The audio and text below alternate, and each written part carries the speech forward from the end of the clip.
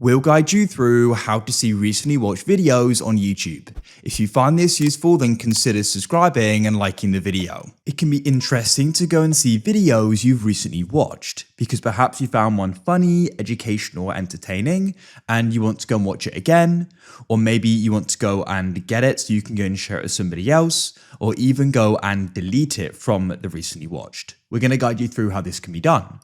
So make sure this is full guide and don't skip ahead. And let's get started. What you can do is go to the bottom right and you can go and find the U button and go and tap there. That will go and bring you to this page. So here you can actually go and see your history. You can go and see more of it by pressing history just above it, and you can see it by the different dates here. You can actually go and switch channel and account if needed at the top there as well. So you can then scroll through it and see your watch videos, tap on it to go and watch it again.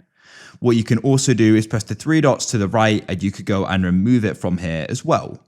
Leave a like if you found this useful. I look forward to help you again in the future with more how-tos like this.